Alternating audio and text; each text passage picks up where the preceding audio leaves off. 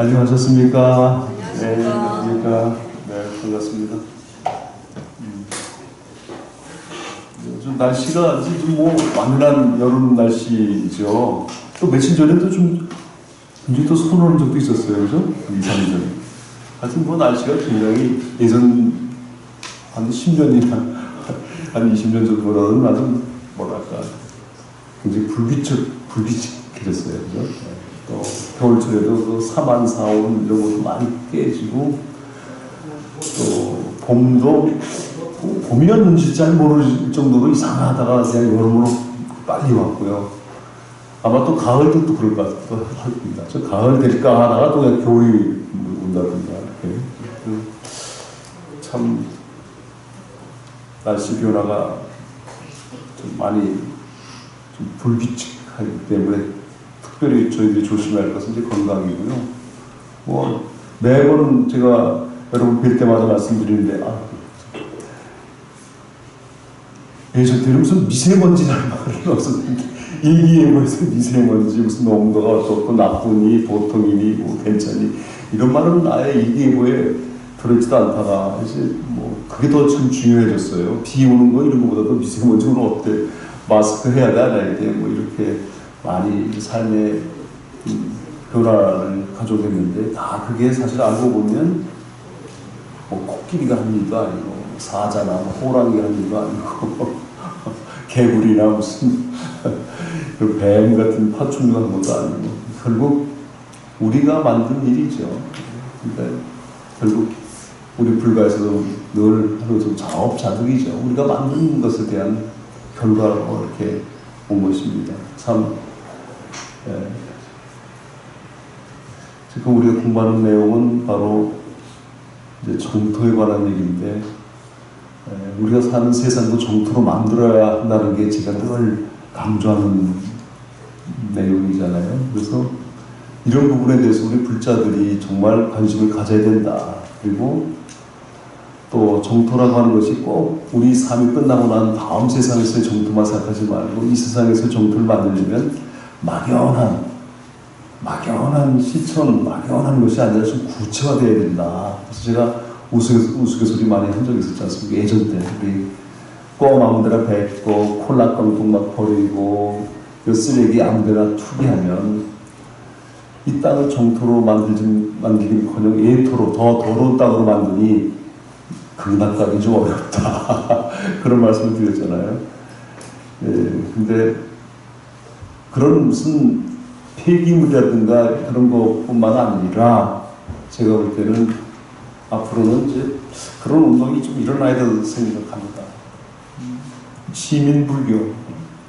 선보 우리 법회도 오래전부터 제가자 중심의 운동을 했는데 그게 좀 더 철학적을 갖고 시민불교라고 하는 이름으로 좀 바뀌어야 된다. 그래서 불자이기 때문에 세치기 안 하고 불자이기 때문에 교통수단 안 지키고 불자이기 때문에 음주운전 안 하고 불자이기 때문에 이렇게 해서 이 사회에서 요구하는 게 이상으로 우리가 해나가야지 법당에 왔을 때는 불자고 법당 밖에 갔을 때는 그냥 평범한 사람으로 바뀌는 이중적인 것이 아니라 이게 좀 이 사회에 우리가 모범을 좀 보여야 되지 않겠나. 이거는 기율의 법을 떠나서 이 시대의 공적 신앙으로서 이제 역할을 해야 된다. 그러니까 젊은 사람이나 막 이제 우리 후속 세대라는 사람들이 느꼈을 때, 야, 이 불교를 믿으면 진짜 아름다운 세상이 오고 이렇게만 살면 정말 갈등도 많이 해소되고 아름다운 사회로 될 수 있다라고 하는 메시지를 던지고 그렇게 우리가 보여줘야 되거든요.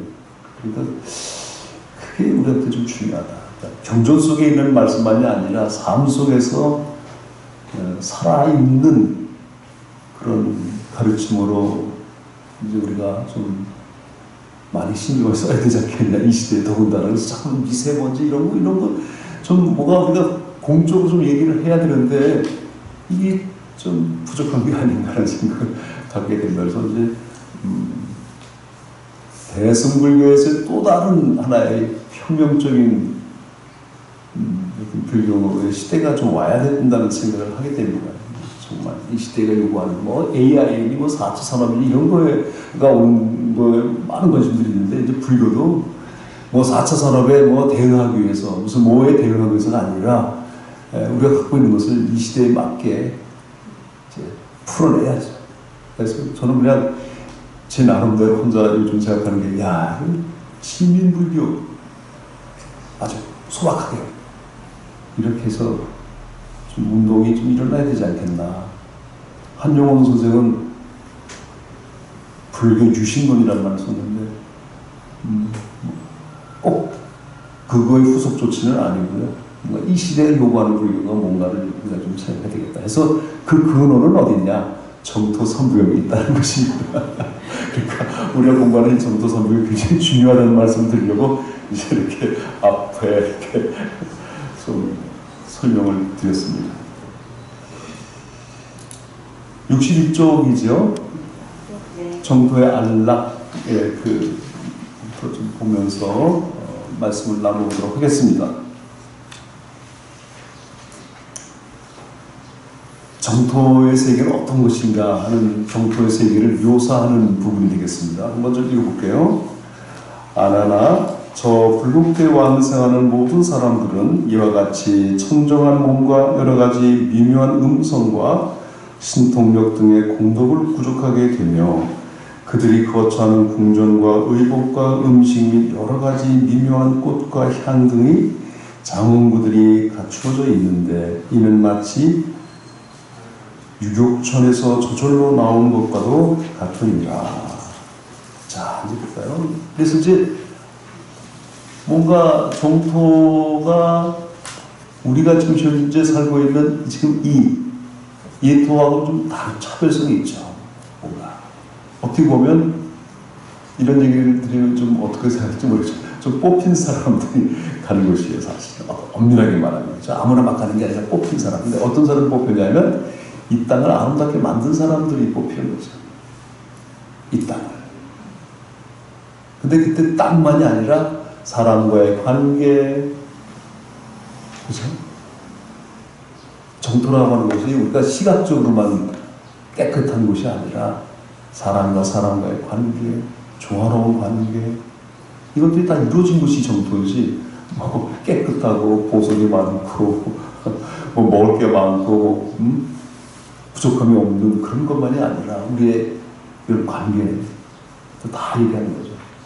그러니까 이 땅에서 갈등도 좀 해소하고, 가정 속에서도 좀 갈등이 있다면 해소하고, 친구하고 뭐 사이에도 좀 아름답게 만들고, 직장에서도 그렇고, 이렇게, 이런 것들이 더 아름다울 수도 있어요. 저는 하여튼 그렇습니다. 자, 근데 일단 우리가 가고 싶어 하는 극락, 정토라고 하는 것이 이제 구체적으로 어떻게 나오는지 그 다음 쪽으로 가면요.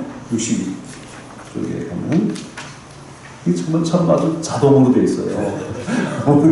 자동이에요. AI 시대. 자동이에요. 보세요.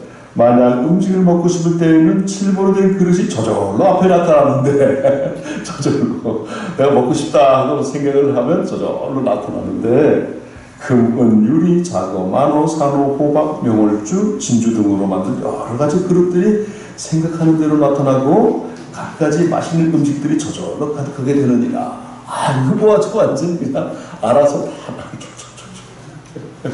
그러니까 우리는 여기서 뭘 스위치를 누르고 뭘 하는데 거기 스위치 안 하고 그냥 생각만 해도 오는 거예요. 훨씬 더 고쳐. 예. 근데 그게 가능한 거예요, 사실은. 가능해요. 요즘도 벌써 이런 것과 같은 것이 구현되고 있습니다, 실제로. 제가 본 동영상에서는 실제로 있는 게 예일대학 교수가 이제 발명을 해가지고 카레이서 하는 사람이 다쳐가지고 이제 손바닥 못 쓰는 거예요. 사고를 하는데. 그러니까 이 뇌에다가 칩을 심었어요. 그래서 그 사람이 사고하는 것을 칩이 받아가지고 이걸 변환시키는데 TV 같은 걸 자기가 뭐 보고 싶어도 손을 못 움직이니까 생각을 하고 보는 걸 하는데 그러니까 2번 보고 싶다 하고 생각하면 그 2번 보고 싶다는 그 뇌파가 10으로 가가지고 탁 TV 채널이 2번으로 팍 바뀌어요. 3번 보고 싶네? 그럼 3번으로 탁 바뀌어요. 이건 좀 못하네. 거의 이런 수준인데 벌써 극락한 일이 다 돼 있는 거예요. 인간이 할 수 있는 모든 조건이 다 돼 있는 거예요. 실제 생각해보세요. 핸드폰. 이거 한 20년 전에 생각도 못했던 진짜 만화 속에 나오는 세계였었죠. 만화 속에. 만화 속에서나 핸드폰. 요새 뭐 말로 하면 냉장고에 뭐 있냐? 그러면 뭐 있다 그러고. 이거 만화에 나오던 얘기들이에요. 근데 다 이루어지잖아요. 그러니까 인간이 생각하는 최대한의 모든 것이 다 이루어진 것처럼 극락세계라는 것은 마찬가지죠. 여기서 이루어진 데 무슨 상관이 있어요. 그렇죠? 그러니까 이게 과장이라 생각하시면 안 되고 가능하네. 가능하죠. 20년 전에 우리가 만화나 진짜 꿈속에서나 생각했던 모든 것들이 지금 거의 많이 이루어져 있습니다. 참, 그렇습니다. 그러니까 참 앞으로 점점 달라지는 건 확실해요. 그죠? 세상에. 근데 이미 극락은 이미 다 돼 있어요. 비록 이러한 음식이 있을지라도 실제로 먹는 것이 아니며 다만 그 빛깔과 향기를 보고 들어 마음으로 먹으면 자연히 배가 부르게 되느니라. 몸과 마음이 유연해져서 맛에 탐착하지 아니하고 식사를 마치고 나면 그릇과 음식이 자연히 사라지며 식사 때가 되면 다시 나타나느니라. 그러니까 음식도 이제 탐착이 없어가지고 우리가 이제 음식이라고 하는 것도 탐착이 있어서 식탐이라고도 말하는데 그것 때문에 필요 이상으로 많이 먹어서 살도 찌고 여러 가지 요즘 말하는 문화병이라고 하는 것이 생기는 것도 바로 필요 이상으로 먹기 때문에 나오는데 여기는 필요 이상이라는 게 없이 맞게 된다는 거죠. 그리고 배가 부르면은 먹고 싶은 생각도 안 들 거 아니겠어요? 냄새 맡는 거. 그래서 요즘 그런 것도 있잖아요. 무슨 약 같은 거 먹으면은 그게 다이어트용인데 배가 안 고파지니까 안 먹게 되는 이런 것처럼 이제 이렇다는 거예요. 그러니까 인간이 추구하고 인간이 생각하는 최상의 상태를 말하는 것이죠. 극락은 저 불국토는 청정하고 안온하며 미묘하고 쾌락과 무위열반의 경계에 버금가느니라. 여기서 열반에 대해서 이제 말씀을 좀 보충 설명드리면 이제 초기 불교에서의 열반관하고 이제 조금 불교가 이게 전개돼 가면서 조금 열반관이 더 첨가되고 그러는데요. 처음에 부처님 제세시의 열반관은 유여열반, 무여열반 두 가지였어요. 근데 열반은 우리가 생각할 때 꼭 목숨이 끊어지고 난 죽음의 상태가 아니고요. 열반은 쉽게 말하면 탐진치 무명이 끊어진 상태를 말하는 거예요, 사실. 우리가 사는데 탐진치가 작동을 많이 하잖아요. 신문지상이나 미디어상에 나오는 많은 사건 이런 것들은 다 세 가지로 요약될 수 있어요. 그죠? 탐. 좀 나오는 무슨 기업에 무슨 문제를 또 탐에 속하는 것이고, 진. 진은 또 보복운전이다, 여러 가지 하여튼 원한 관계, 해가지고, 이거 전부 다 진에 속하고, 어리석어가지고 잘 몰라가지고 이루어지는 많은 사건들. 운전 같은 것도 치에 속하는 거죠. 이게 어리석은 거죠. 탐이나 진보다는 치에 속하는 거죠. 음주운전하고 사고 나도 뻔히 아는데 마시는 거니. 그리고 다 이게 많죠. 근데 그거 다 끊어진 상태. 이게 쉬운 일은 아니죠. 부처님은 그게 다 끊어졌기 때문에 제가 언젠가도 말씀드렸던 것처럼 대장장의 아들, 그죠? 누굽니까? 대장장입니다. 왜? 음식을 이제 공양 올리잖아요. 춘다가 올리는데 그때 춘다가 올리는 그 음식이라고 하는 것이 분명히 잘못되는 걸 아시는데 화를 내주면서 치워! 이렇게 안 하죠. 그걸 드시잖아요. 탐지에 끊어진 상태. 대장장이 아들 춘다는 이거를 잘못된 건지 모르고 부처님에게 정성껏 공양을 올린 거기 때문에 그 공양을 올렸다는 그것이 중요하지 그 음식물보다 더 중요한 게 그게. 그러니까 그걸 물리치지 않으시고 이거 다른 사람이 먹게 되면 큰일 나니까 다른 사람 주지 말라. 맨 처음에 부처님께 못 올리니까 그래서 그 땅에 묻어라 하고 그걸 또 받아놓으시고서 그냥 옆으로 놓고 다른 거 드시면 되는데 이걸 드시는 거예요. 이야, 대단한 거예요. 그래서 제가 언젠가 말씀드렸던 것처럼 부처님께 중요한 음식이 두 가지가 있는데 이게 굉장히 중요하다. 한번 논문으로 써야 되는데 했는데 경전에 나와요. 대반열강경에서 찾았습니다. 그러니까 나에게 중요한 두 가지 음식이 있다. 하나는 나를 깨달음으로 인도하는 음식이고 또 하나는 나를 열반으로 인도하는 음식이 있다. 제가 장난 삼아서 부처님이 통화했다 막 그랬잖아요. 근데 실제로 수자타가 올린 우유주, 다시 말하면 요구르트, 이것은 깨달음으로 인도하는 음식입니다.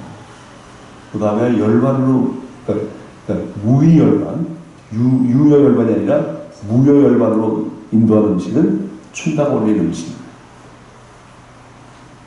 그래서 이게 진짜 참 엄청난 일입니다. 그래서 제가 정말 이건 좀 장난삼아 하는 얘기가 됐는데 이게 실현될지는 모르겠습니다만은 우리 불교는 너무 깨달음만 생각하지 부처님의 실행, 실천 이게 사랑인데 엄청난 사랑을 좀 일반인들에게 알려줄 수 있는 어떤 극을 좀 우리가 해야 되겠다. 연극을 만들어서. 그래서 제가 그 연극 이름도 춘다의 눈물 이렇게 해가지고 거기에 이제 수자타도 등장하고 그 연극이 나와서 불교는 정말 깨달음을 통한 사랑의 종교다. 그 사랑의 범위가 인간을 넘어서 동물을 넘어서 식물을 넘어서 무생명까지 해당하는 사랑이다. 이런 사랑이 바로 우리 불교가 갖고 있는 사랑의 범위고 이런 사랑이 실천되면 미세먼지까지도 없어지는 거예요. 사실은. 왜? 무생명까지 다 사랑하기 때문에 그 결과는 아름다운 다시 청정 국토화시키는 일이거든요. 인간끼리만 사랑해가지고 안 되죠. 동물, 더 나가서 식물들이 참 있어야 되거든요. 더 나가서 물, 공기, 땅 이런 무생명까지 다 사랑해야 돼요. 그럴 때에 정말 이 시대가 요구하는 무슨 생태 문제라든가 무슨 기후의 문제라든가 무슨 여러 가지 문제들도 거기다 포함되는 겁니다. 인간 위주로의 사랑이기 때문에 이런 문제가 생기거든요. 그래서 그런 춘다의 눈물 속에는 그런 것에 다 포함된 그런 연극이 좀 만들어져서 제가 시옥을 좀 써야 될 것 같은데요. 중요해요. 이게 우리는 엄청난 사랑의 종교라는 것을 알려주는데 그 사랑의 종교를 한마디로 말하면 우주적 사랑인 거예요. 우주적 사랑. 사랑의 범위가. 네. 자, 한번 보겠습니다. 그런 큰 아름다움의 꿈을 좀 가지고 그러면 이제 그 열반관이 유여열반이라는 말은 부처님께서 이제 탐지를 딱 끊으셔서 깨달음 얻으신 그런 상태의 아주 아름다운 상태의 그런 열반인데 가장 인간이 느낄 수 있는 가장 행복한 상태, 최고의 정신적 세계인데 아직 몸이 남았기 때문에 부처님도 깨달음을 얻으시고도 배도 고프실 수 있고 목이 없는 따올 수도 있고 그렇죠? 또 많이 걸으시면 다리도 아플 수 있고 또 그 다음날 화장실도 가야 되고 몸이기 때문에 그런 건 어쩔 수 없는 거죠. 그러니까 아직 뭔가 나를 제약할 수 있는 것들이 남아있는 상태를 뭐가 남아있는. 그 다음에 몸을 완전 다 떠나면 완전히 자연으로, 그때는 남은 바가 없다. 여자는 이게 남을 여자. 그래서 이제 유여열반, 무여열반을 가다가, 그 다음에 이제 대승권에 와서는 부처님께서 우리와 무관하게 그냥 법의 세계로 가신 분이라고만 생각하는 것이 아니라 대승불교의 중요한 것은 바로 한 가지예요. 딱 하나. 여기서 달라지는 거예요. 부처님은 깨달음을 얻으시고 우리와 무관하게 그냥 저 법의 세계로 가셨으니까 우리 그거 따라가자 열심히. 법등명 자등명 가자. 여기까지는 어떻게 보면 초기 불교였지만 법등명 자등명을 떠나서 부처님은 우리와 함께 현존하고 계신다. 이게 중요해요. 그때 법의 의미가 바뀌는 거죠. 그때 법은 부처님께서 안겨주신 그 법을 따르는 했지만 이때 법은 이제 비로자나 완전히 바뀌어지는 거예요. 그래서 부처님께 기도하고 부처님 나 심도리가 도와주세요. 아미타불가 나타나시고 이렇게 해서 이제 부처님에 대한 실존, 우리와 함께 현존한다는, 그래서 이제 기도의 대상이 돼요. 스승, 그분 따라가는 그 차원에서 이제 우리의 기도의 대상이 되는 거죠. 신앙으로 많이 달라져요. 그래서 좀 달라집니다. 그러니까 이게 참 재미난 게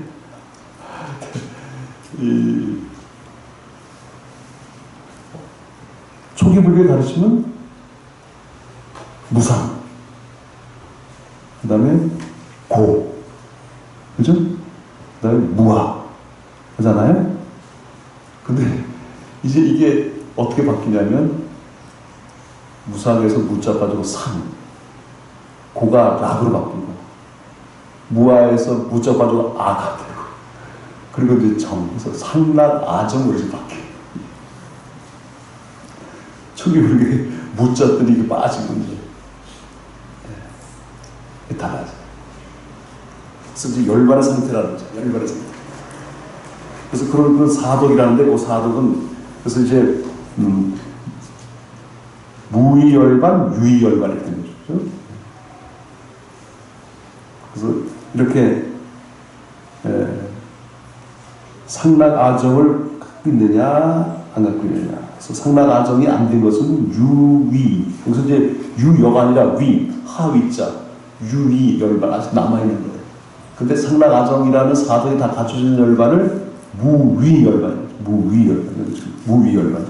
이 지금 무위열반이 바로 그런 거예요. 그래서 여기 나오죠. 청정하고 안람이며 쾌락하고 이런 게 바로 이제 상락아정의 상태를 뜻하는 거죠.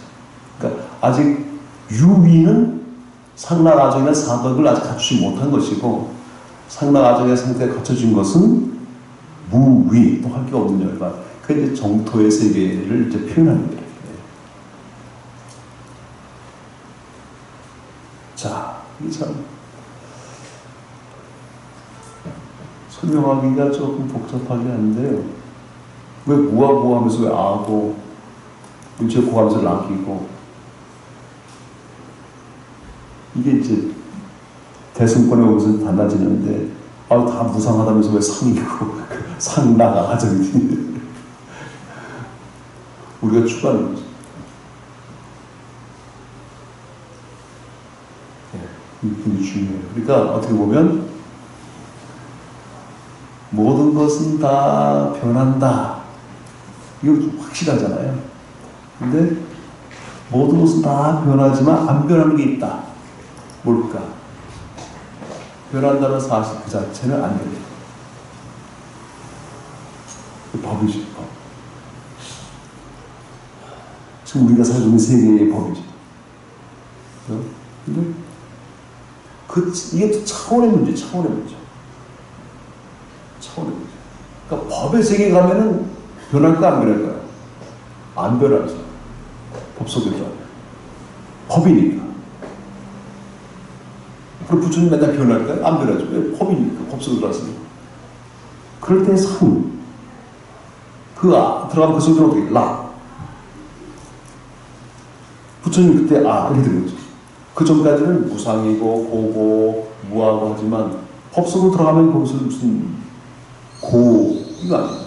우리가 사는 세계에 대한 설명인 거예요. 사실은 삼법이라고 하는 것은 우리가 살고 있는 세계에 대한 현상에 대한 얘기예요. 그러니까 차원이 다릅니다. 그 사람들은 왜 상락아정이 있고 왜 또 무하냐, 불교에 무슨 되냐 하지만 차이가 있죠. 자, 하여튼 우리 열심히 부처님 말씀 따라가서 이런 세계로 가야겠구나. 차원이 다른 세계로 법 속으로 들어가야죠. 우리도. 자, 그래서 그곳에 있는 송문과 보살과 천인 및 사람들은 지혜가 매우 밝고 신통이 자제하며 모두 같은 모습으로 다르게 생긴 사람이 없으나 다만 다른 세계의 인연에 수순하여 인간과 천상의 이름이 있을 뿐이니라. 그들의 얼굴과 모습이 단정하고 미묘하여 세상에서 뛰어나고 매우 드물며 용모가 미묘하여 천인도 아니고 인간도 아니며 모두 자연의 허무의 몸과 무게 몸을 받았느니라.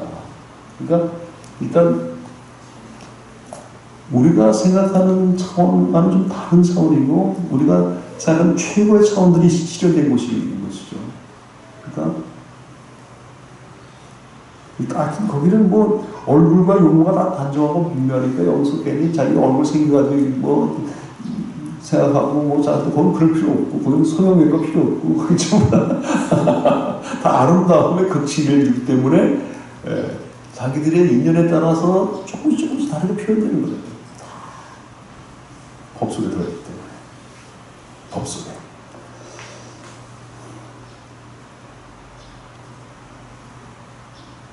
우리도 하여튼 법 속에 살고 있죠. 아주 세속의 법이지만 우리 몸뚱이 천개 하나의 시스템인데 참 묘하잖아요. 우리도 다 다르게 생겼고 다 키도 다르고 뭐 체중도 다르고 뭐 다 다르지만 시스템은 같은 시스템이잖아요. 그러니까 참 묘해요. 어떤 사람은 고기 같은 거 안 좋아하고 어떤 사람은 야채 좋아하고 어떤 사람은 뭐 다 다르잖아요. 마찬가지로 자동차도 모양 다르고 어떤 차는 경유 넣고 어떤 차는 휘발유 넣고 어떤 차는 전기 자동차라고 그래서 그 시스템은 같거든요. 돌려서 가는 거. 우리 몸도 똑같은 시스템이에요. 이게. 잘 그래서 참 묘하게 돼 있어요. 이 시스템이. 피곤하면 졸리고 많이 먹으면 배가 아프고 끊임없이 어떻게 지향하고 있어요. 이 생명체가. 가만히 살펴보세요. 뭔가 지향하고 있어요. 그걸 찾는 거예요.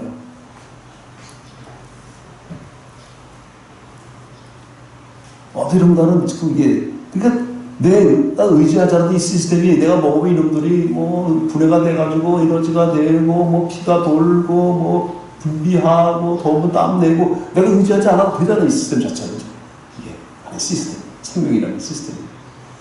그걸 한번 잘 관해보면 재밌잖아요. 이 법이에요. 법. 내 몸 자체가 법덩어리예요. 밥을 먹었는데 배가 안 부르다? 그런 일 없잖아요. 밥을 안 먹었는데 배가 부르다? 물 안 마셨는데 목이 안 마른다는 게 없잖아요. 이 시스템이기 때문에 자연이 요구하지. 그렇죠? 법이에요, 그래도. 그래서 앉아가지고 자기를 들어봐도 우주를 본다는 얘기가 이게 틀린 얘기가 아닙니다. 내 안에서 법이 돌아가는 거죠. 자, 그러니까 우리 몸도 잘 살펴보면은 법이 뭔지를 알게 되는 것이죠. 그러니까 앉아서 우리가 참선하고 뭐 하는데 무슨 뭐 우주에서 무슨 뭐 뻥 기운을 받는 게 아니라 내 몸 안에서 이루어지는 거죠. 시스템을 발견하는 거죠. 자, 한번 또 보겠습니다. 너무 좀 무거운 얘기를 하는 것 같은데요. 거림의 비유. 부처님께서 아난에게 말씀하셨다. 비유하자면 이 세상에 가난한 거지가 임금이 곁에 앉아 있는 것과 같으니 그 모습과 형상이 어떠하겠느냐. 아난이 부처님께 설하였다. 가련 거지가 임금 곁에 있다면 파리하고 누추하고 더럽기가 비유할 수 없을 정도이며 그 차이는 백천만억 배가 되어 가히 헤아릴 수 없을 것입니다. 그 까닭은 가난한 사람은 대단히 천한 사람이므로 옷은 몸을 가리지 못하고 음식은 겨우 목숨 부지할 정도로만 먹어서 항상 굶주리고 춥고 괴로움에 시달려서 사람의 도리는 거의 못하고 있습니다. 이러한 것은 과거 전세에 공덕을 심지 않고 재물을 모으기만 하고 베풀지 않았습니다. 그들은 부유하면서도 더욱 재물에 대해 욕심을 내어 오직 황당무계하게 가지려고만 하여 탐내고 구함에 있어 조금도 실함이 없었습니다. 또한 착한 일을 행하지 않고 악한 일만 범하여 산처럼 쌓였기 때문입니다. 그러다가 목숨이 다하게 되면 애써서 모아놓은 재물은 다 사라지고 몸에는 고통만 쌓여서 이것이 근심과 괴로움의 원인이 되니 자기에게는 아무런 이익이 없으며 도리어 그 이익은 남에게 돌아가고 맙니다. 그러므로 자신이 믿을 만한 선도 닦지 않았으며 믿을 만한 공덕도 쌓지 않았으므로 죽어서 악도에 떨어져 오랫동안 고통을 받다가 죄업을 다하여 악도를 벗어난다고 하여도 천하고 어리석고 비천하여 사람의 모습으로 보여질 뿐입니다. 세상의 임금이 존귀한 까닭은 모두 다 닭업생으로부터 쌓은 공덕 때문입니다. 자비심으로 은혜를 널리 베풀고 오직 마음과 사랑으로 많은 사람들을 구제하며 신의를 지키고 착한 일을 행하고 남의 뜻을 거역하거나 싸운 일이 없었습니다. 그러다가 목숨이 다하게 되면 지은바 복에 따라 선도에 태어나게 되니 천상에 태어나서 이러한 복락을 누리게 됩니다. 그리고 선을 쌓은 것이 있기 때문에 지금 사람 몸을 받아 왕가에 태어나서 저절로 존귀한 신분이 되고名誉와 용모는 단정하여 여러 사람들의 공경의 대상이 되며 좋은 의복과 귀한 음식을 마음대로 입고 먹으니 그것은 모두 과거 닭업생으로부터 지은 공덕의 결과로 이와 같이 될 수 있기 때문입니다. 그래서 일단 과거 세에 어떤 복을 짓고 공덕을 쌓느냐에 따라서 이제 우리 현세의 모습을 얘기하고 마찬가지로 그 연장선상에서 우리 지금 현세에서 어떻게 쌓느냐에 따라서 이제 다음 생에 되는 것이죠.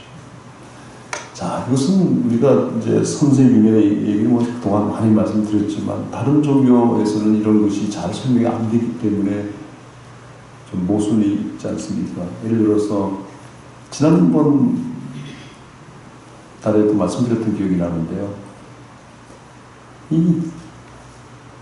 이제 예를 들어서 기독교 같은 경우는 태어날 때 다 모든 사람이 평등하게 태어나고 다 똑같이 태어난다고 생각하는데 그건 뭐 해가지고 다 일직선상에 써가지고 땅 하고 출발해서 달리기 하는 것처럼 설명을 하는데 실제로 그런가요? 인간은 불평등하게 태어납니다. 맞아. 틀린 말이 아니죠. 어떤 사람은 건강하게 태어나고 어떤 사람은 좀 건강하지 못하게 태어나는데 어떻게 이 땅 뛰었을 때 똑같이 돼요? 어떤 사람은 좀 환경이 좋은 데 태어난 사람이 있고 어떤 사람은 아주 환경이 나쁜 데 태어났는데 어떻게 이게 같아요? 근데 왜 이렇게 태어났냐에 대한 대답은 없다는 거죠. 다른 종교에서. 이게 문제예요.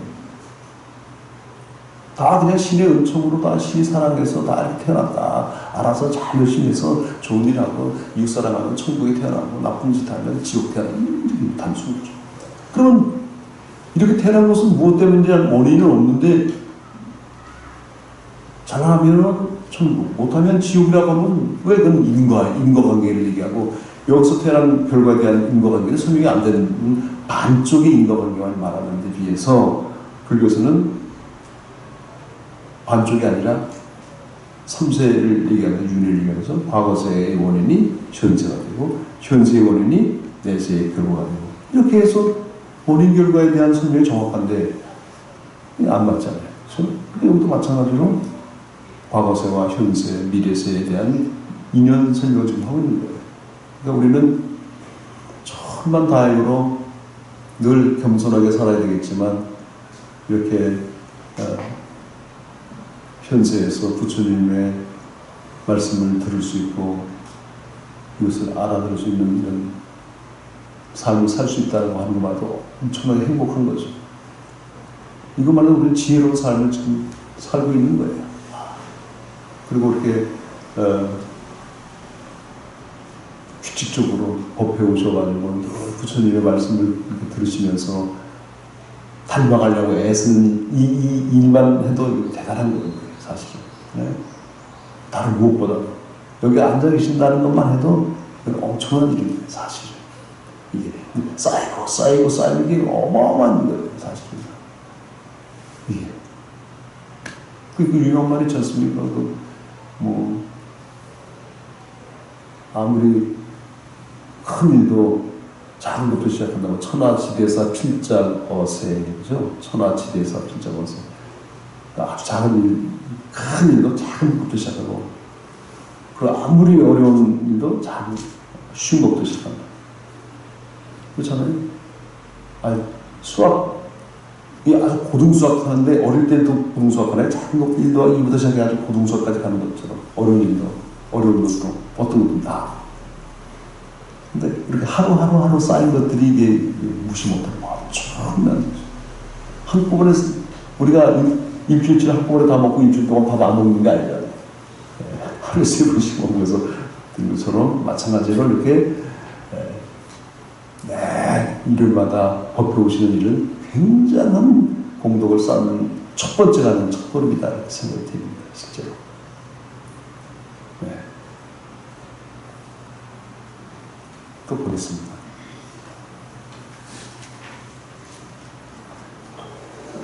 극락대중의 용모죠. 부처님께서 아난에게 말씀하셨다. 아난아, 그대의 말이 옳으니라. 그러나 비록 임금은 인간 중에서는 곧 존귀하고 형색이 단정해 보이지만 전륜성왕과 비교하면 매우 비루하기가 마치 거지가 임금 옆에 있는 것과도 같으니라. 전륜성왕의 위험 있는 모습은 미묘하고 수승하여 천하의 제일이니라. 그러나 이것도 도리천왕과 비교하면 또한 추하고 비루하여 그 모습을 견딜 수 없기가 마치 만억 배나 되느니라. 그러나 도리천왕도 유격천왕과 비교하면 견딜 바가 못되느니라. 또한 가령 이러한 유격천왕도 무량수급불의 보살이나 성문들과 비교하면 빛나는 얼굴과 단정한 모습의 차이는 백천만억 배나 되어 가히 헤아릴 수 없느니라. 이게 지금 차원을 얘기해요. 차원. 하나하나 이게 차원. 지금 얼굴 뭐 비교하고 했지만 이게 차원이 다른 거죠. 이게 여기서 지금 뭐 도리천, 뭐 야마천 이렇게 나가는 이 천이 하나의 차원이에요. 차원. 그러니까 아래 차원에서 위의 차원은 몰라요. 이해가 안 가요. 위에서는 아래를 볼 수 있지만 아래에서 위는 못 봐요. 이게 굉장히 어려워요. 그러니까 차원 얘기를 제가 그래서 비교로 말씀드린 게 이거였잖아요. 장자에서 나오는 비유. 매미가 막 하니까 참새가 지나가다 매미야 너 얼마나 목 아프겠냐. 아이고 목 아픈데 조금 기다려 내가 너 가을 되면 너 배밭에 데려가서 네 아픈 목을 좀 치워줄게. 그러니까 매미가 울다 말고 가을이 뭔데 아무리 가을 설명해도 매미한테는 이게 차원이 다르기 때문에 설명이 불가해요. 차원. 그 차원이 바둑 9단이 바둑 초보자 18기 초보 여기 하면은 이게 아래 사람은 저 위에 사람이 든 게 왜 그렇든지 이해가 안 가는 거예요. 그까지 올라가야 그게 그거였구나. 똑같은 거예요. 그래서 부처님 말씀이 차원이 높은데 우리한테 알려주기 위해서 쓰는 게 뭐냐면 바로 비유예요. 비유. 그럼 우리가 알아듣게 하기 위해서 나온 게 방편이고 비유고 대기설법이고 이게 다 근기에 맞춰서 그래서 그 근기의 차이가 어떻게 보면 차원이라는 말까지 쓰기 그렇지만 하여튼 거기에 맞추는 거죠. 우리도 어린아이가 못 알아들으면 비유를 들었잖아요. 그죠? 유치원 학생한테 어려운 얘기를 하면 못 알아듣잖아요. 그러니까 우리가 또 이제 뭐 숫자 배울 때도 뭐 잘 모르니까 손가락으로 하고 머릿속에 숫자가 안 들어있으니까 그다음에 사탕 이렇게 사탕이 4개지 이게 딱 그런 방법인 거예요. 우리가 지금 사탕 가지고 그래서 차원일지도 몰라요. 이게 차원이에요. 차원. 자, 지금 차원을 얘기해요. 자, 천인의 즐거움. 부처님께서 아난에게 말씀하셨다. 무량수국에 있는 모든 천인들의 의복과 음식, 꽃, 향, 영락, 비단, 일상, 당번과 미묘한 음악과 거처하는 저택과 궁전과 누각 등은 모두 각각 그 형태에 맞춰서 높고 낮으며 크고 적으니라. 또 한 가지 보배나 두 가지 보배 내지 무량한 보배로 이루어졌는데 그들이 바라는 대로 생각에 따라서 나타나느니라. 또한 여러 가지 보배로 된 미묘한 옷이 그 땅에 깔려 있느니라. 모든 천인들이 그것을 밟고 거닐며 무량한 보배 굴이 온 불국토를 뒤덮고 있는데 그것은 모두 금실과 진주와 백천가지 온갖 보배로 기묘하고 진귀하며 장엄하게 꾸며져 있느니라. 또한 사방에 두루 두루워져 있는 보배 방울은 찬란히 빛나며 그 장엄함은 극에 달해 있느니라. 자연이 덕스러운 온화한 미풍이 불어오면 그 바람은 잘 조화되어 춥지도 않고 덥지도 않으며 서늘하고 따뜻하며 부드러워 세지도 약하지도 않느니라. 이러한 바람이 모든 그물과 보배나무를 스쳐 지나가면 한량없이 미면 버금을 내고 만가지 온화한 덕의 향기를 풍기느니라. 이 소리를 듣고 향기를 맡은 사람은 세속의 모든 번뇌와 마음의 때가 저절로 사라지며 그 바람이 몸에 닿으면 모두 쾌락을 얻게 되느니라. 이를 비유하면 비구가 멸진산미를 얻는 것과도 같으니라. 또한 바람이 불면 꽃잎이 온 불국토에 가득 차는데 그 꽃의 색깔에 따라 서로 어울려서 혼란스럽지 않으며 유연하게 빛나고 그윽한 향기를 풍기느니라. 발로써 꽃잎을 밟으면 아래로 내치나 들어가고 발을 떼면 다시 전과 같이 올라오며 꽃잎이 다 시들면 땅이 바로 갈라져 땅속으로 깨끗하게 흔적 없이 사라지느니라. 계절에 따라 바람이 불면 꽃이 흩날리는데 이와 같이 하기를 하루에 6번씩 되풀이 되느니라. 또한 여러 가지 보배로 된 연꽃이 세계에 가득 피어 있는데 보배 꽃송이마다 100,000억 개의 꽃잎이 있고 그 꽃잎의 광명은 한량없는 빛깔로 이루어져 있느니라. 푸른 연꽃에서는 푸른 빛이 나고 흰 연꽃에서는 흰 빛이 나며 검은 연꽃에는 검은 빛이 나고 노란 연꽃은 노란 빛이 나며 붉은 연꽃에서는 붉은 빛이 나고 자주색 연꽃은 자주빛이 나는데 화려하고 찬란하기가 마치 하늘의 해와 달과도 같으니라. 그리고 하나하나의 꽃잎마다 36 백천억의 광명을 바라고 그 하나하나의 광명 속에 36 백천 부처님이 나투시는데 몸은 자마금색이고 그 상호는 특별히 수승하느니라. 한 분 한 분의 모든 부처님은 100,000가지 광명을 비추시어 널리 시방의 중생을 위해 미묘한 법을 사시느니라. 이와 같이 모든 부처님들은 각각 한량없는 중생들을 부처님의 바른 도리 안에 편안히 머물게 하시느니라. 그래서 이렇게 아주 정말 아름답게 묘사되어 있죠. 꽃도 그렇고 바람도 그렇고 아주 정말 우리가 생각하는 최상의 차원 이렇게 묘사가 되어 있어요. 우리가 원하는 바고, 그렇죠. 그래서 아까 말씀드린 것처럼 우리가 지금 살지는 차원하고 좀 다른 차원인데 지금 소개해 주는 거예요. 아, 진짜 얼마나 좋을까 그 모습. 그리고 우리 이제 여기 이제 우리가 이제 욕계 살기 때문에 어쩔 수 없이 뭐 갖고 싶고 먹고 싶고 어쩔 수 없이 그거는 이제 그 절제하는 거죠. 부처님 말씀 다 절제하고 또 남이 뭐 갖고 있으면 아 나도 갖고 싶고 남이 좋은 거 있으면 아 나도 저거 좀 갖고 싶으니까 어떻게 될까? 그러니까 이제 또 뭐 알바하고 뭐 옆에 뭐 이게 다 그런 거예요. 도둑질하고 뭐 사기치고 다 그런 때문에 하는 거예요. 저 갖고 싶어서. 저거 나도 갖고 싶어. 나도 저거 먹고 싶어서. 근데 당장 없으니까 일을 해서 시간이 걸리는데 그 시간을 빨리 단축하려고 하다 보니까 남을 숨겨서 뺏고 훔쳐오고 이런 거죠. 시간을 빨리 단축하려는 욕심 때문에 그게. 근데 욕심을 이제 좀 줄이면서 일을 하면 되는데 욕심을 빨리 채우려고 그러니까 이제 나오는 행위인 거예요. 그게 사실 따져보면. 근데 모두 다 그렇게 되면 혼란스럽게 법을 정해가지고 안 된다고 하는 거죠. 사실, 그죠? 근데 저쪽은 우리의 그런 욕심 같은 것들이 나오기 전에 이미 있기 때문에 욕심 낼 필요가 없는 거예요. 다 있고. 여기서, 여기 욕계 우리 사는 세상에서는 뭐, 진주니, 뭐, 만원이, 금이니, 은이니, 뭐, 금남에도 은이 열리고, 은남에 금이 열리고, 뭐, 이런 막. 근데 우리 지금, 한번 생각해보세요. 길에 지금 돌 많은데 그 돌 좋아가지고 막 주머니 넣고 그냥 목에 걸고 다니는 분 있어요? 없죠? 근데 금이 막 넣었는데 돌 매셨는데 그거 거기다 필요 없는 거예요. 너무 많기 때문에. 여기는 그런 게 없고 남들이 안 가지고 귀해 보여요. 그래서 귀하다는 말이 왜 귀하다는 게 적다는 거예요. 잘. 근데 길바닥에 그냥 그냥 자갈 이런 거 많잖아요. 그거는 많지요. 흔하죠. 그거는 보석이 아니죠. 귀하지 않죠.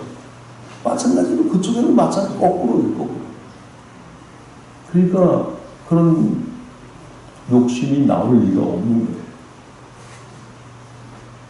그러니까 우리가 지금 이 사바세계 이 욕계에서 먹고 싶은 거 못 먹고 입고 싶은 거 못 입고 뭐 이런 거 하기 때문에 욕심이 나오고 거기에서 따른 갈등이 생기고 훔치고 뭐 속이고 뭐 이러면서 나오는 거거든요. 사실 따지고 보면 사건이라는 게 전부 다. 그리고 이제 또 있으면 또 이제 그거 가지고 또 이제 요즘 만들어진 말이 갑질이라는 말이 이제 만들어졌잖아요. 그래서 예전 때 없던 말이고 또 언제부터 한 몇 년 전부터 나오면 그거 가지고 또 생색을 내고 좀 하는. 근데 그런 거. 근데 거기 또 그런 거 없는 거예요. 그럴 필요가 없는 거예요. 그러니까 인간이 욕계를 벗어나게 되면 우리가 지금까지 가지고 있던 것들이 다 이제 의미를 상실하는 거예요. 그러니까 우리가 참 안타깝게 사는 거예요.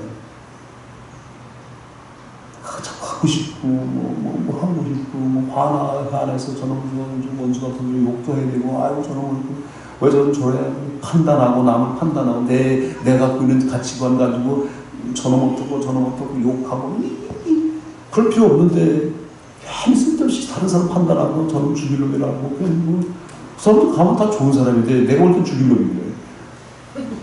내 입장에서는 판단 막 하는 거야. 세상 사람 다 죽일 놈들이죠, 뭐. 내 입장에서 보면. 그런 거예요, 지금. 그걸 벗어나면 얼마나 좋겠어요. 그러니까 이제 그걸 벗어나는 세계의 모습을 우리가 여기서 조금씩 연습을 해야죠. 자, 보겠습니다. 그 다음은, 진도가 안 나가서 아마 이거 뭐 몇 년 걸리겠다 생각하시는 분들이 계실 것 같아서 빨리 시작하겠습니다. 등당왕승의 인연, 봉부의 왕승. 여기 이제 보겠습니다.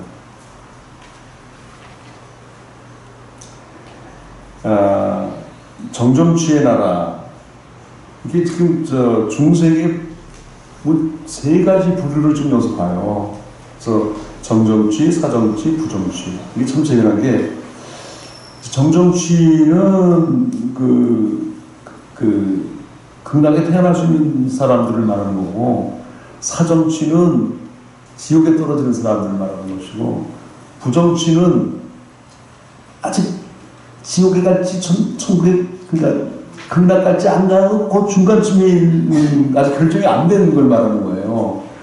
이게 참 재밌어요. 이게 왜 그러냐면, 다른 종의 기독교도 개신교는 천국하고 지옥으로 이분법인데, 천주교는 연옥이라는 게 있어가지고, 이게 천국 가야 될지 지옥 가야 될지 아직 몰라. 중간쯤이 연옥인데, 우리도 마찬가지로 정정치, 사정치, 부정치에서 이게 극락, 지옥, 중간 단계 3분법으로 됐어. 그러니까 이거 왜 지옥 가기 어렵고 아주 극락 이거 부정치. 참 재밌어요. 그러니까 한번 보겠습니다. 부처님께서 아난에게 말씀하셨다. 저 극락국에 태어나는 중생들은 모두 정정취에 머물게 되느니라. 그 까닭은 그곳에는 사정취나 부정취가 없기 때문이니라. 시방세계의 하나사와 같이 많은 모든 부처님들도 무량수불에 불가사의한 위신력과 공덕을 찬탄하느니라. 모든 중생들은 그 명호를 듣고 신심을 내어 기뻐하거나 혹은 한 생각만으로도 지극한 마음으로 회양하여 극락국에 태어나기를 발언한다면 바로 왕생하여 불태전에 머물게 될 것이니라.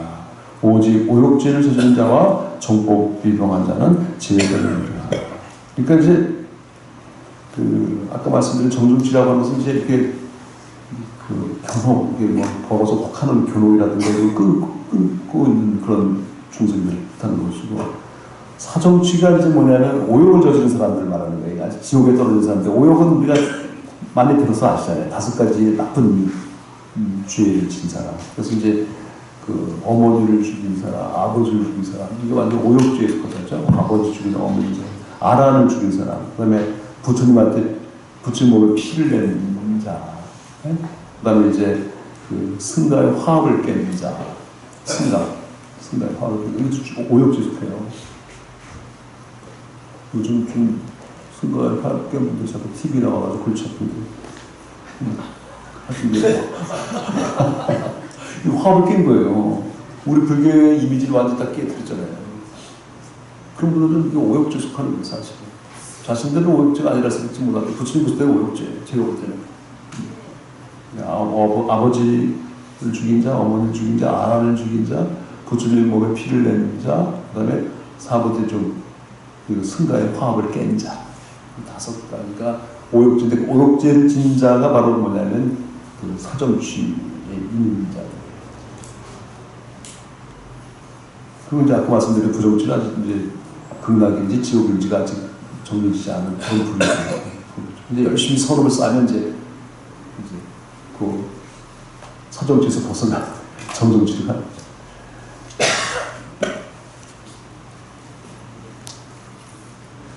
자, 그 다음에 이제 왕생하는 부류가 3부류가 있어요. 그죠? 이제 상배, 중배, 하배가 있는데 한번 보겠습니다. 어떤 분들인지 이제 그 가는 그 수준을 말해요. 이분들 다 왕생하는 분들인데 그 3가지가 있어요. 상배 왕생, 부처님께서 아난에게 말씀하셨다. 시방세계의 모든 천인과 사람들 가운데는 그 나라에 태어나기를 지극히 바라는 3가지 무리 상배의 무리들이 있느니라. 그 중에 상배자란 집을 나와서 욕심을 버리고 사물이 되어 보리심을 내어 오로지 한결 같은 마음으로 무량수부를 염하며 여러 가지 공덕을 닦아 극락세계에 왕생하기를 원하는 사람들이니라. 이러한 종생이 목숨을 다 바칠 때에 여러 대중과 함께 그 사람 앞에 나타누시니라. 그러면 그는 바로 부처님을 따라 극락 국토에 왕생하여 칠보로 된 연꽃 가운데 저절로 화생하여 불투전의 경지에 머물며 지혜와 용맹을 갖추고 순통이 자자하게 되느니라. 그러므로 아나나 이 세상에서 아미타불을 친견하고자 원하는 사람은 마땅히 위없는 보리심을 내어 공덕을 닦고 그 나라에 태어나기를 원해야 하느니라. 그래서 왜 이렇게 극락도 같은 그런 불화 같은 데 보면 이렇게 연꽃에 이렇게 사람이 이렇게 나와 있는 바로 그걸 이제 이게 꽃으로 연꽃에서 쫙 나오는 화생. 그래서 이제 상배는 여기 나온 사문이 된, 그러니까 출가자가 상배자에 속하는 것이고요. 그죠? 중배를 보겠습니다. 부처님께서 아난에게 말씀하셨다. 중배자란 시방세계의 여러 천인과 사람들 중에서 지극한 마음으로 그 나라에 태어나기를 원하는 자로서 비록 출가하여 사물이 되어 큰 공덕을 쌓지 못하였지만 마땅히 위없는 보리심을 내어 오로지 한결같은 마음으로 무량수를 염하느니라. 이들은 다소의 착한 일도 하고 계율도 받들어 지키며 탑을 세우고 불상을 조성하며 스님들에게 공양도 올리고 부처님 전에 비단으로 만든 청계도 걸고 등불도 밝히며 꽃도 뿌리고 향도 사르며 이러한 공덕을 회양하여 극락세계에 왕생하기를 원하는 사람들이니라. 이러한 중생이 목숨을 바칠 때에 무량수불의 몸을 화연으로 놔두시는데 그 광명과 성호가 실제 부처님과 같은 모습으로 여러 대중들과 함께 그 사람 앞에 나타나시느니라. 그러면 그는 바로 그 화연의 부처님을 따라 극락교에 왕생하여 불투전에 머물게 되니 공덕과 지혜는 상배의 다음에 갑니다. 그러니까 두 번째로 가는 중배. 그렇죠? 그 다음에 이제 하배. 그러니까 중배까지는 이제 출가자예요. 근데 출가자 중에서 아주 공덕을 많이 쌓고 선을 많이 쌓는 분들은 상배에 속하고 출가자 중에서 공부가 좀 못한 분들은 중배고, 그런데 하배 중생을 보겠습니다. 부처님께서 아난에게 말씀하셨다. 하배자란 시방세계의 여러 천인과 사람들 중에서 지극한 마음으로 그 나라에 태어나기 원하는 자로서 비록 여러 가지 공덕은 짓지 못하였지만 마땅히 위없는 보리심을 내어 오로지 한결같은 뜻으로 내지 10년만으로도 무량수부를 염하면서 그 국토에 태어나기를 원해야 하느니라. 또는 심오한 법을 듣고 환희심으로 믿고 즐거워하여 의욕을 일으키지 아니하고 한 생각만이라도 저 무량수를 생각하여 지극한 마음으로 그 나라에 태어나기를 원하는 사람들입니다. 이러한 사람이 목숨을 마칠 때에 꿈에서 부처님을 뵙고 왕생하게 되며 공덕과 지혜는 중배의 다음에 가느니라. 이제 그 출가하신 분 말고 여러분 합해지만 합해가 나쁘다는 뜻이 아니라 이제 분류를 하는 거예요. 뭐 상중하지만 뭐 어차피 극락에 가면 다 똑같아지는 건데 일단 분류를 보는 극락 가면 그 구별이 없다고 나오잖아요 앞에. 근데 일단 지금 여기 세계에 있는 사람들을 분류해서 이제 본 거죠. 그러니까 아무래도 출가한 분들을 이제 더 이렇게 상배 준비하고 그렇지만 하베라를 해서 못 가는 게 아니라 누구나 다 여기 나오는 것처럼 태어나기를 원하는 게 중요해요. 일단 나중부터 방법이 나옵니다만은 관세음보살님을 아주 인형으로 아미타불 스님을 인형으로 그래서 그 인형으로 용어를 10번만 외쳐도 갈 수 있다고 하는데 용어를 외치는 그러니까 평상시에 그냥 나무아미타불 관세음보살 근데 뭐 다른 생각하다가도 그때 그런 거 생각 안 하고 할 때도 있을 거 아니에요. 그럼 거기에 기록되는 거예요. 그래가지고 오늘 한다는 기록 안 될지 모르지만 내일 하는 것도 기록됐어. 1년은 늘 한데 참 좋은 거예요. 나무아미타불 관세음보살 이게 만트라 참 너무 좋은 거예요. 진짜 얼마나 좋아요. 나무아미타불 관세음보살 참 아주 딱 좋잖아요. 다른 거 어떤 것도 좋고 여기 이 영어를 그래서 우리가 지금 공부하는 이런 정토 선부의 내용들을 이렇게 머릿속에 있고 꿈에 나타난다는 꿈 아주 정확하게 나와서 꿈 참 좋은 꿈 우리가 이렇게 아주 영하고 원하고 해야 돼 바라는 거예요. 그럴 때 우리는 이제 아름다운 세계에 이제 다 화생할 수 있는 얼마나 좋습니까? 이런 희망과 이런 믿음 그것도 중요해요. 대승교회에 왔을 때는 믿음이라는 게 굉장히 중요해요.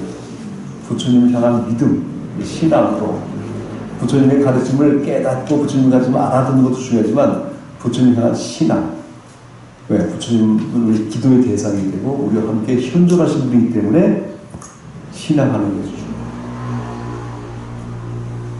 그래서 우리 다 신앙하잖아요. 이게 이제 우리한테 중요해요, 사실. 부처님 향한 믿음, 신앙. 그러면서 우리는 또 부처님의 가르침을 늘 깨달으려고 애를 쓰고 공덕을 쌓고 실천하는 일이 중요하죠. 자, 그렇습니다. 지금 많이 하려고 생각했는데 더 조금 더 한 10분만 더 하겠습니다. 보살과 성중의 왕생 부처님께서 안원에게 말씀하셨다. 무량수불의 위신력은 다함이 없으므로 시방세계에 한량없이 많은 모든 부처님께서 찬탄하지 않으신 분이 없느니라. 저 동방의 한라의 모래와 같이 많은 불국들 보살들도 다 무량수불에 계시는 곳에 와서 공경하고 공양하느니라. 그리고 모든 보살들과 성문 대중들은 무량수불에 서라는 가르침을 듣고서는 널리 중생을 교화하느니라. 이러한 도리는 남서 북방과 사유와 상하의 다툼에게 시방이죠. 모든 불국토의 보살들도 이와 같느니라. 이때 부처님께서 개성을 읊으셨다. 개성이 이제 재밌잖아요. 저는 이제 이 개성을 좀 읽으면서 좀 아쉬운 점이 좀 전편에 있어요. 뭐가 아쉬우냐면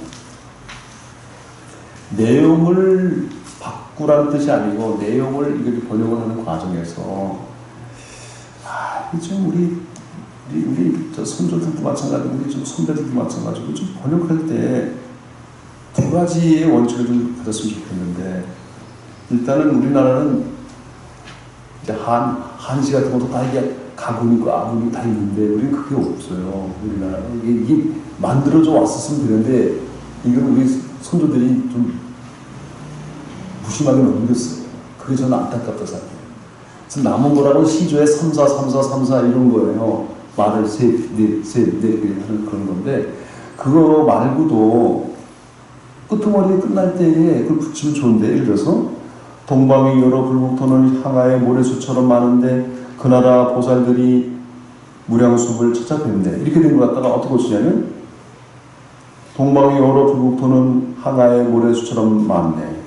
그 나라의 보살들은 불국토는 보살들은 무량수불 찾아뵙네. 내자 끝나고 은자 끝날 수 있잖아. 얼마든지 말을 만드는 거죠. 그러면 외기 좋고 읽으면 딱 떨어져서 아름답게 느껴지거든요. 그런데 우리가 좀 관심을 가져야 돼요. 이 번역하는 사람들은. 그게 없으니까, 이게 있으면 훨씬 외기 좋고, 율도 맞고, 재미있거든요. 네, 이렇게 떠나면 탁탁탁탁 거려. 얼마나 만들 수 있어요. 이것도 남서 북방 사유도 위와 아래 또한 같네. 그 나라의 보살 대중들도 무량수를 찾을 뵙네. 그럼 동자도 딱 끝나고 내전이 끝날 수 있잖아. 얼마든지. 그것만 신경 쓰면 될 수 있는데 그걸 못하니까. 이게 재미가 없는데. 얼마든지 할 수 있는데. 그래서 제가 한번 쭉 고쳐봤어요. 고쳐서 이렇게 일체의 보살들과 하늘의 미묘한 꽃과 보배로운 향과 그러잖아요, 그죠? 보살들과 하늘의 미묘한 꽃과 보배로운 향과 한량없이 비싼 옷을 가져오네 무량수벌에게 공양하네. 딱 되잖아요. 딱 이렇게 좀 고쳐봤는데 뭐 다는 안 고치건데 내기만 한번 두 페이지만 한번 해봤거든요. 이런 식으로 하면 훨씬 읽기 좋고 같이 합성할 때도 좋고 이런 데 좀 관심을 가져야 돼요. 이게. 그래서 이제 뭐 딴 얘기가 되겠지만 뭐 우리가 뭐 셰익스피어니 무슨 괴테니 이런 사람들 와 대단하다는데 우리는 그분들의 원문을 안 봤기 때문에 대단한지 뭐 안 한지 느낌이 잘 안 올 수 있는데 실제로 보면 몰라. 기가 막히게 탁탁탁 떨어지는데 어쩌면 그 단어가 거기 가서 탁탁 맞는지 깜짝 놀라거든요. 야, 천재야, 천재. 이런 소리가 나오는 거거든요, 그게. 그 분장이 탁탁 맞게. 그리고 그 많은 그 개념들이, 그 단어들이 거기 가서 탁탁 맞으면서 끝에 소리가 탁탁탁 떨어지는 거예요. 그러니까 이게 멋있는 거예요. 그러니까 그걸 극을 하도 멋있게 들리는 거예요, 그 극이. 이게 탁탁 떨어지는 거예요. 그러니까 사람들이 그 대사에 그냥 요즘 말로 그냥 화물해지는 거예요. 그 소리만 들어도. 그러니까 자꾸 외우고 싶어지는 거예요. 그러니까 영국 사람들 말하는 그런 그 수사학이나 그 화술들 보면 멋있게 하잖아요. 그게 또 우리가 볼 때 그 영화의 대사들도 좀 근사하네 이런 것들도 다 그런 데서 오는 거예요. 그게 그러니까 외우는 거예요. 말 속에 많이 들어있어요, 이 사람들 보면. 참 그런 게 우리한테 좀 앞으로 좀 필요하다. 뭐 일단 번역 과정에서 번역 과정. 그리고 우리 이제 뭐 하여튼 좀 그런 것들은 우리가 좀 이렇게 뭐 당장 받을 수 없어도 좀 신경 좀 쓰는 게 낫지 않나 했어요. 멋있죠.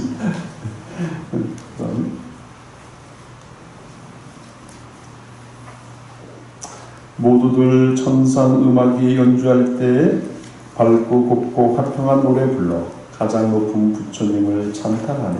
무량수국에 공양하네. 이렇게.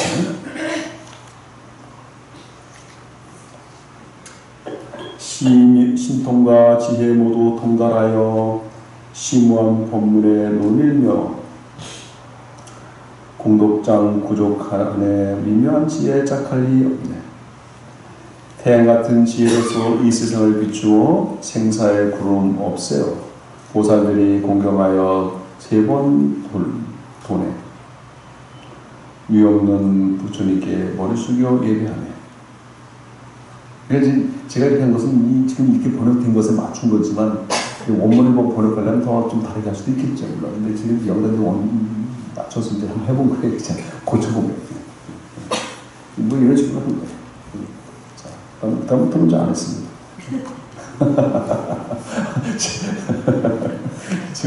할까마다 아이고 뭐 또 너무 또 하는 것도 그렇고 아주 이런 거라는 그냥 예로 이렇게 하면 더 좋을 텐데 왜냐면 이게 시기니까 이게 개송이니까 다른 거는 그렇게 할 필요 없지만 개송이니까 개송은 이 가사니까 이렇게 왜 이걸 개송하려고 하시냐면 이게 말씀하신 내용을 사람 일반 대중들이 외기 좋게 하는 거예요.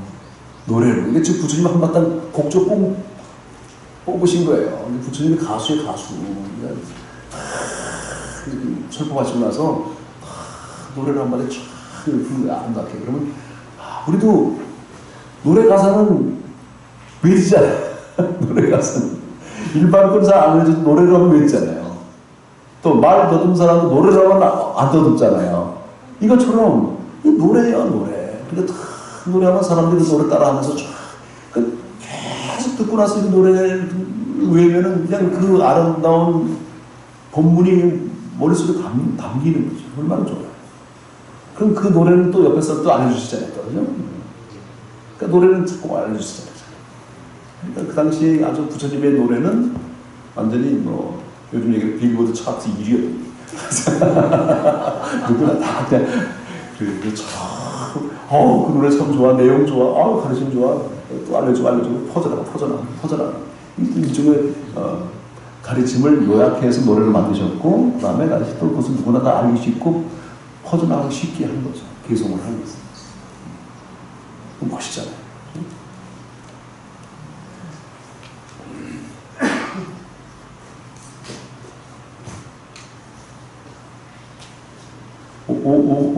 저는 5분만 더 하겠습니다. 쥐가세요? 괜찮으세요? 네.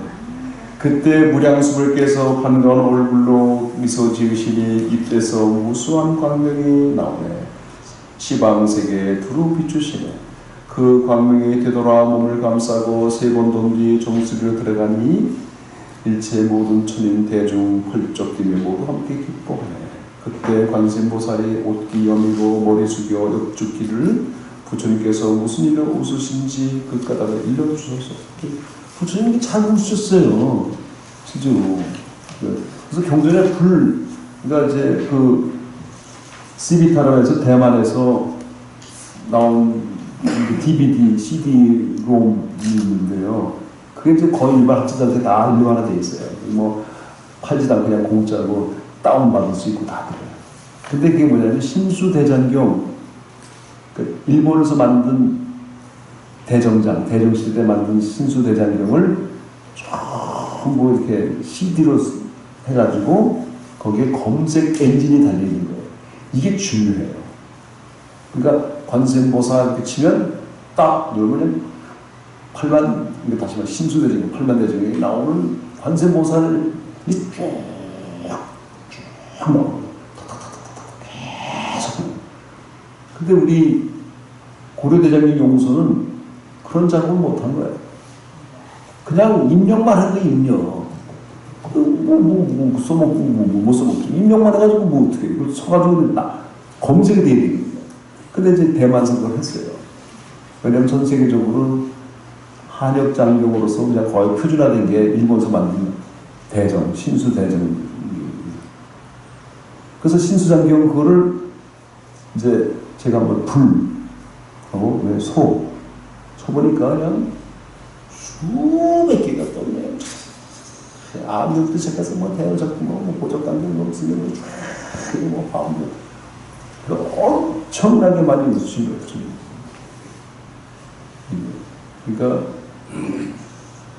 우리 불자들도 부처님을 닮아서 선구를 하려고 하는데 첫 번째가 아니면 좀 웃는 일이에요. 웃는 게 중요합니다. 사실 진짜로. 싸우는 사람 웃나요? 안 웃죠. 소문 만복내란 말이죠. 소문 만복내. 웃는 집에 만복이 들어온다고. 그쵸. 웃는 집. 그러니까 웃는 게 제일 중요해요. 부처님도 많이 웃으셨어요. 얘기하면 화내고 뭐 이런 거 뭐 꾸중하고 지적하고 하는데 빙그레 웃어요.